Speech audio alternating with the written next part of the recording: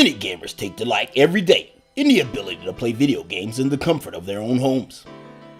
A joy that wasn't always so easy or accessible. For the longest time, in both Japan and North America, one could find the joy of games in only one place. That place was an arcade. Millions of youth spent countless quarters and tokens to know the sheer joy of video games. Arcades became the testing ground for home consoles, giving birth to games that young boys and girls would come to love on both the Nintendo and Sega platforms. It was a golden time to be a gamer, and some could say home was where the arcade was. But in the blink of an eye, it was gone. This is the story of what some would call the golden age of gaming. This is the history of arcade gaming. Welcome to Old School Roots, where we dissect retro games and gaming subjects. A show that's half fact, half nostalgia, and all gaming. Join us as we take a trip back to the golden era of gaming. This is Old School Roots. An arcade, or coin-op, is a coin-operated entertainment machine, usually installed in public businesses, such as restaurants, bars, and particularly amusement parks. Most arcade games are video games, pinball machines, electromagnetic games, redemption games, and merchandisers, such as claw cranes. The first popular arcade games were early amusement park midway games, such as shooting galleries, ball toss games, and the earliest coin-operated machines, such as those that claim to tell a person's fortune or play mechanical music. The old midways of the 1920s era amusement parks, such as Coney Island in New York, provided the inspiration and atmosphere of later arcade games. In the 1930s, the first coin-operated pinball machines were made. These early amusement machines were distinct from their later electronic cousins in that they were made of wood. Also, they did not have plungers or light-up on the surfaces on the playing field, and used mechanical instead of electronic scoring readouts. Around 1977, most pinball machines in production switched to using solid-state electronics for both operation and scoring. Video games as they are known today were introduced in amusement arcades in the late 1970s and were most popular during the golden age of arcade gaming, the early 1980s. Arcades became popular with young adults and particularly adolescents, which led parents to be concerned that video game playing might cause children to skip school.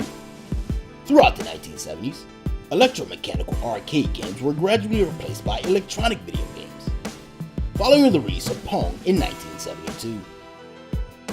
Also that year, Sega released an electromechanical game called Killer Shark, a first-person light gun shooter known for appearing in the 1975 film Jaws. In 1974, Nintendo released Wild Gunman, also a light gun shooter that used full-motion video projection from 16mm film to display live-action cowboy opponents on the screen. One of the last successful electromechanical arcade games was F1.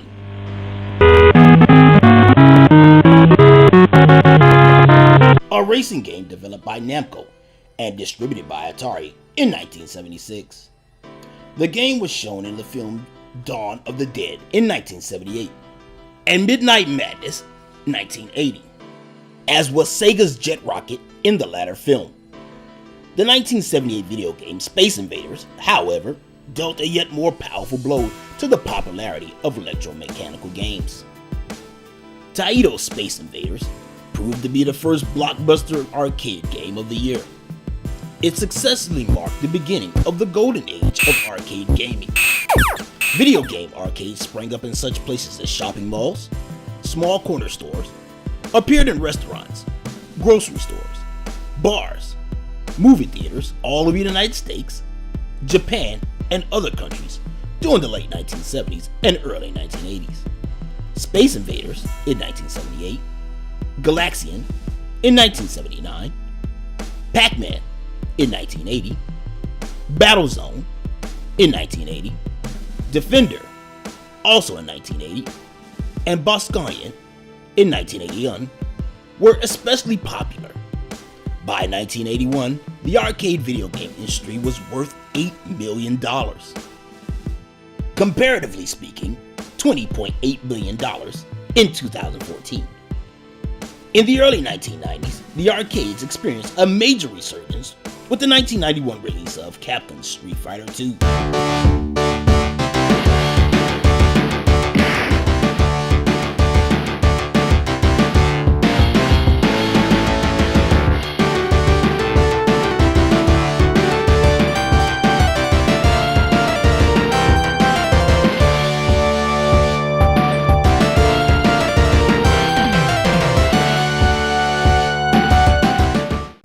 Which popularized competitive fighting games and revived the arcade industry to a level of popularity not seen since the days of Pac-Man. Setting off this renaissance for the arcade game industry in the early 1990s, it successfully led to a wave of other popular games which were mostly in the fighting genre, such as Pit Fighter by Atari, Mortal Kombat by Midway Games, Fatal Fury King of Fighters by SNK, Virtual Fighter by Sega, Killer Instinct by Rare, and The King of Fighters by SNK. Around the mid-1990s, the fifth generation of home consoles, Sega Saturn, the PlayStation, and the Nintendo 64 began offering true 3D graphics. By 1995, personal computers had followed with 3D accelerator cards. While arcade systems such as the Sega Model 3 remained more advanced than home systems, consoles and computers began approaching technological parity with the arcade equipment. The technological advantage that arcade games had in their ability to customize and use the latest graphics and sound chips narrowed, and the convenience of home games caused a rapid decline in arcade gaming. By 1998, Sega's 128-bit console, the Sega Dreamcast, could produce 3D graphics on par with Sega's Naomi arcade machine. After producing the more powerful Sega Hikaru in 1999 by Sega. and Sega Naomi 2 in 2000, Sega eventually stopped manufacturing custom arcade system boards, with their subsequent arcade boards being tested on either consoles or commercial PC components. To escape the worries of regular life, or just to have fun, many kids could only look to arcades. An arcade was a place to enjoy video games, not only to have fun, but also to seek out those who shared in its joys. The boom of the late 80s into the early 90s in North America saw the spawn of many classic games, which were converted to home console later.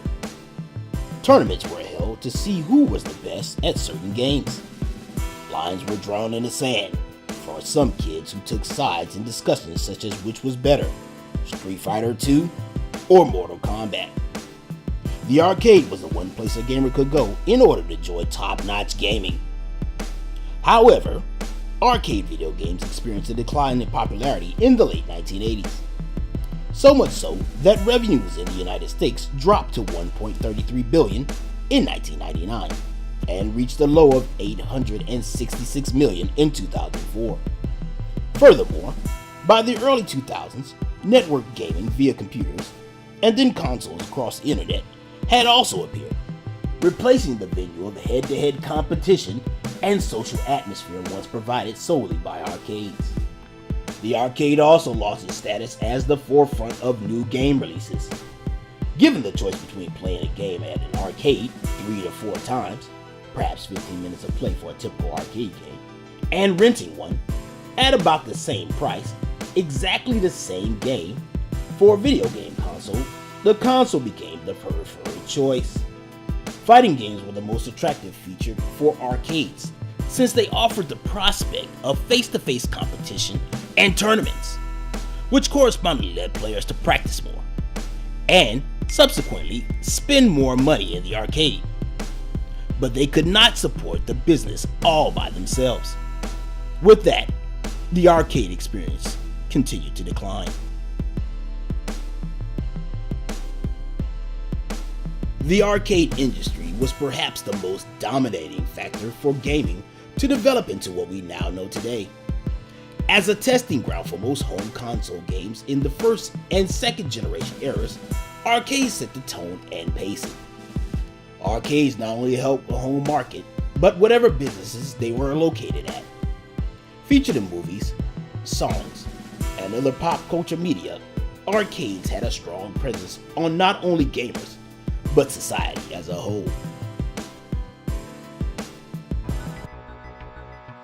As the great-grandfather of what we now know as gaming, we need pay homage to this juggernaut of technical prowess that was the arcades. Lest we forget the era of fun that was waiting in line to play games such as Donkey Kong, Pac-Man, Street Fighter II, or Tekken. Then we too would forget what gaming at its heart is truly about. To pay proper respects to the arcade for its help in gaming, we need only look to a popular arcade phrase: winner stays, loser pays. And let's hope gaming, as a whole, is here to stay. That's it for this episode of Old School Rules. Join us here at Gaming So Spectacular next time as we look at Mega Man. Thanks for watching, everybody. And as usual, if you can't be good at it.